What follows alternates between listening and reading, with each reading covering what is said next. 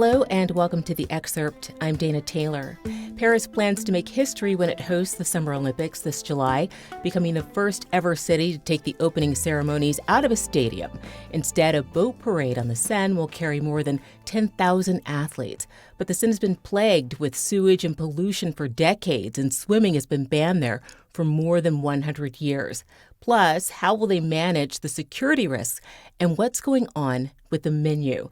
The stakes are high for the City of Light. Will they be able to pull it off? Our guest today is USA Today sports reporter Tom Schad. Thanks for being on The Excerpt, Tom. Thanks for having me. It's an enormous undertaking to get the Seine clean enough for not only the opening ceremonies, but also for swimming events. Is it possible, and how is the cleanup effort going so far?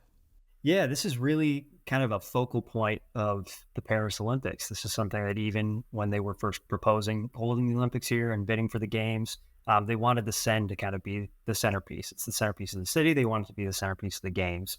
It's a very audacious effort, I think is the best word for it, to clean up this river that, as you noted, has been filthy and has had sewage runoff kind of dumped into it for more than 100 years. Their plan is essentially to build, among other things, a giant kind of tank, a rainwater storage tank, because what happens in Paris is the sewage system is so dated that sometimes when they have a really heavy rainstorm, the water kind of overfloods the system, and then some of the runoff ends up in the Seine. And so their plan is to build this gigantic tank and a tunnel system. Can ultimately hold about 13.2 million gallons of runoff. And the idea is that they can tamp down on the pollution in the Seine now, and then if there's a huge storm or something, all that runoff will flow into the tank as opposed to into the Seine. So it's something that they've been working on for several years. It's in part still dependent upon storms, and they had a test event for, I believe it was the triathlon last year, which was going to be the first time that they were going to have athletes swim in the Seine. And there was a big storm just beforehand, and the water wasn't safe enough, and they had to postpone the event. So there are definitely still some concerns about it.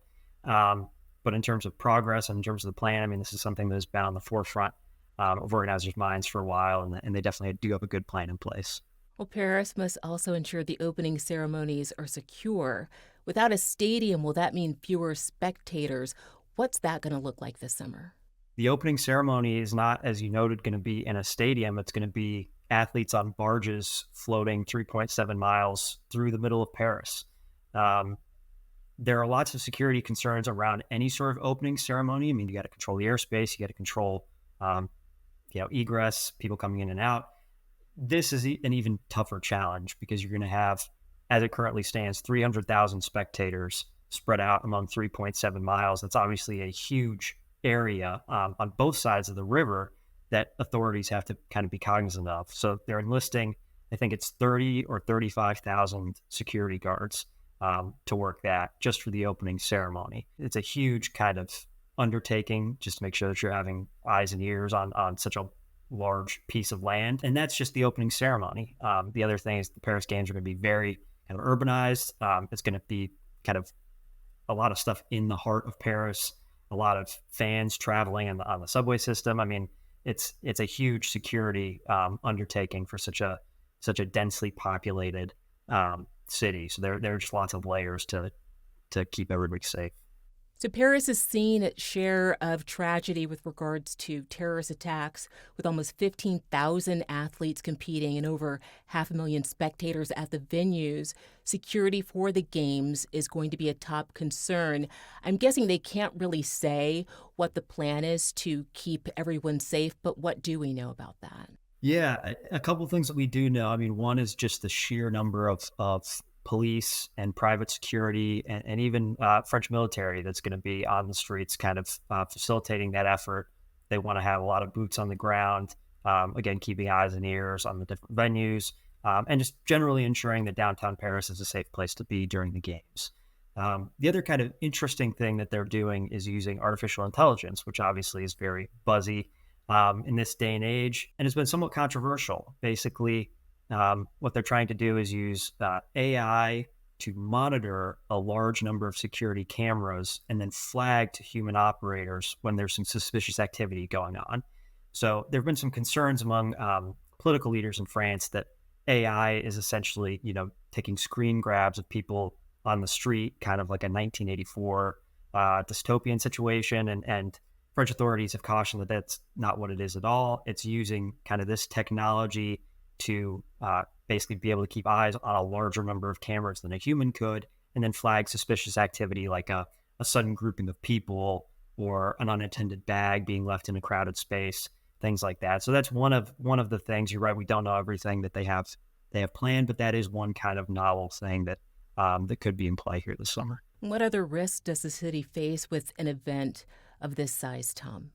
Yeah, I mean, there's a lot, and we see this with every Olympic host. I think again, what makes Paris a little bit more unique is that everything is so centrally located.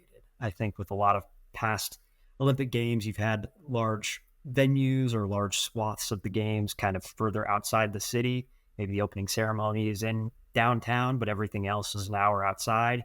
Here you have a lot of the competition that's taking place in Paris, in central Paris. Obviously, one of the big things is that puts a huge strain on the transportation system, puts a huge strain on other modes of travel, traffic, hotels. It's taking an already extremely dense and well populated city and injecting a lot more kind of chaos into it. So it's a lot to wrap your arms around, but I think that the hope for French authorities and for games organizers is that, yes, there might be some challenges, but the payoff is that you're going to have this truly urban games where the Olympics are kind of woven into the fabric of Paris, and it's going to make for a truly unique experience that way. Preparing for the Olympics and other events on the world stage can often catalyze public projects in host cities, from cleanup projects to public transportation. What are some of the best examples of how residents in previous Olympic cities have benefited following the Games? One thing with regards to the Seine is that the French government has talked about basically maintaining the cleanliness of the Seine so that people can swim in it after the Games, something that hasn't happened for 100 years. Perhaps opening small pools along the banks of the Seine so that, it would be kind of a community gathering place, community pools. One example from the most recent Summer Games in Tokyo in 2021 was the Athletes Village. Then after the Games were apartments. And so now you have residents of Tokyo, living in kind of what used to be the Olympic Village. With all that said, the kind of long-term effects of the Games and the impact is generally exaggerated, at least in the eyes of some experts. There's often kind of a compelling case made on the front end for how it's going to rejuvenate and revitalize a city. And there's a lot of interest in it leading up to the Games, and then the Games end, and it's kind of like the circus has left town, and everybody forgets about those things that were super important months later. The International Olympic Committee and their commission that's focused on sustainability, are we close to seeing an end to the construction of single-purpose Olympic venues that are abandoned and then fall into disrepair? I think we're getting closer, sure.